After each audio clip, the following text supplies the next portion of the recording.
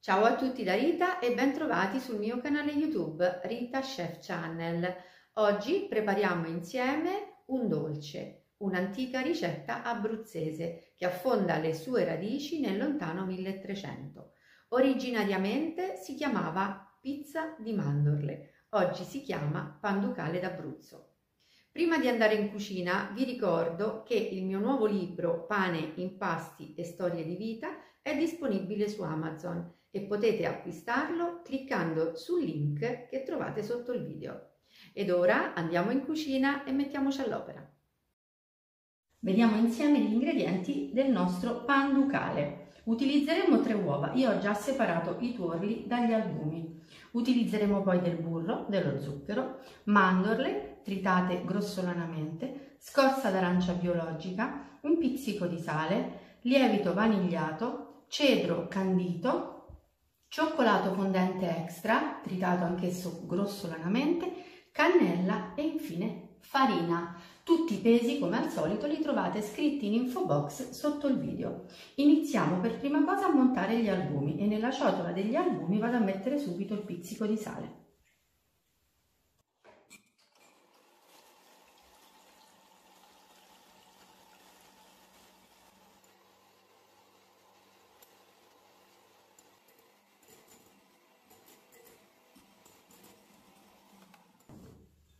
Nella ciotola dei tuorli aggiungo lo zucchero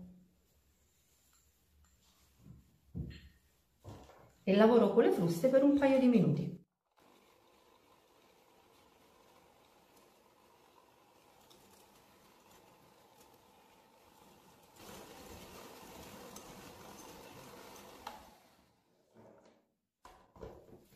Dopo un paio di minuti aggiungiamo il burro.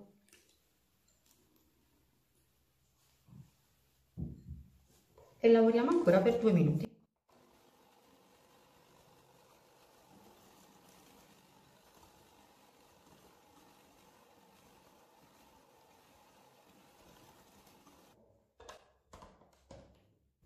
Ora aggiungiamo la cannella e la scorza d'arancia.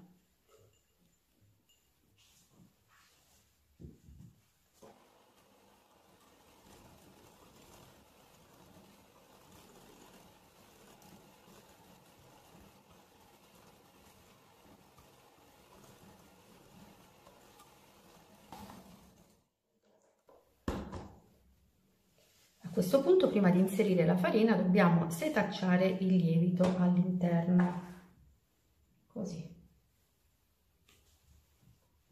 Misceliamo le 2 polveri.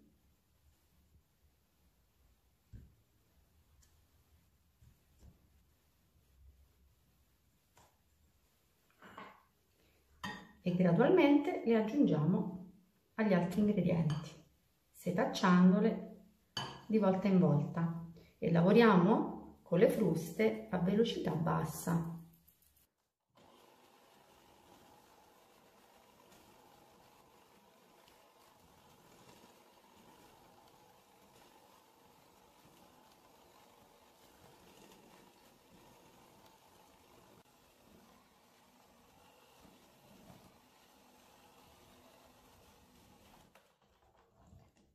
Dopo aver inserito tutta la farina, potrete vedere che il nostro composto è diventato molto consistente e a questo punto, prima di andare ad aggiungere cioccolato, cedro e mandorle, noi aggiungiamo un pochino di albumi, così è una quantità sufficiente.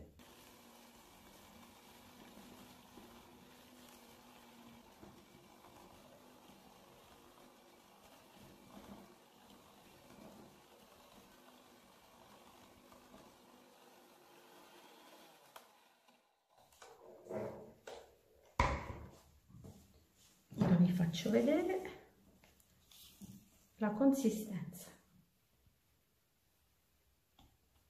E a questo punto possiamo mettere all'interno le mandorle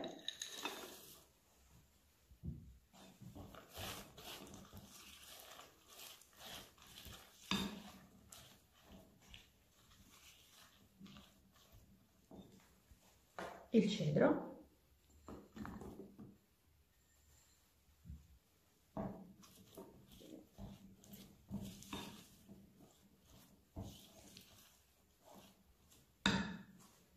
e il cioccolato.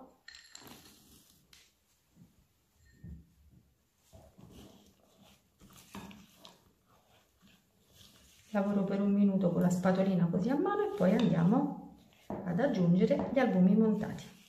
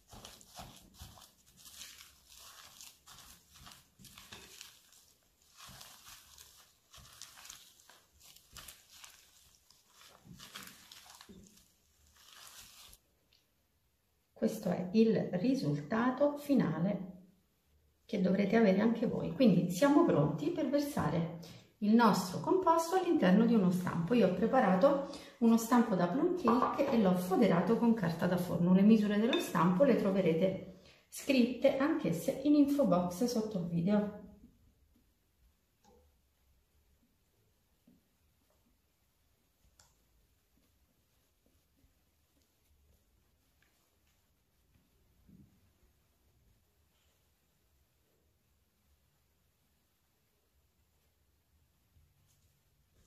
E noi siamo pronti per il forno. Io ho preriscaldato il mio forno in modalità ventilata a 170 gradi e lascerò cuocere il pan ducale per 50 minuti circa. Prima di sfornare però farò la prova a stecchino.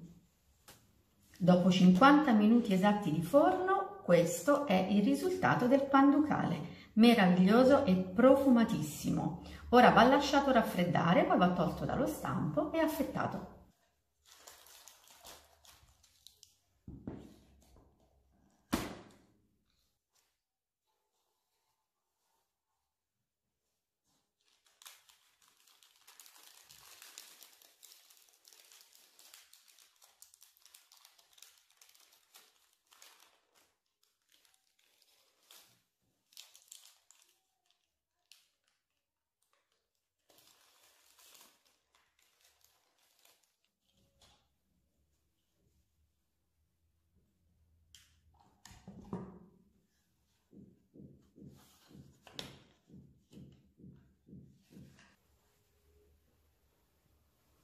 Io il pan ducale lo porto in tavola così, aggiungo un tocco di colore mettendo della arancia candita e del cedro candito. Ora però dobbiamo tagliare insieme questo dolce meraviglioso.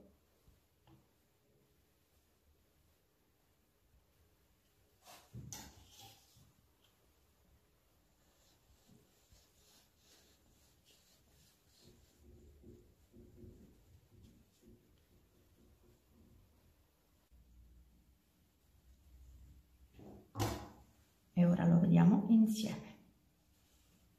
Eccolo qui. Sofficissimo, meraviglioso, profumatissimo, invita davvero all'assaggio.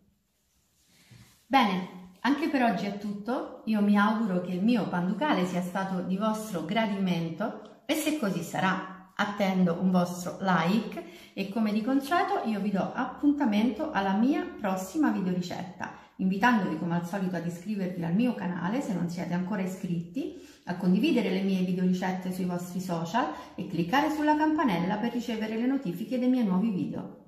Un grande abbraccio a tutti voi da Rita.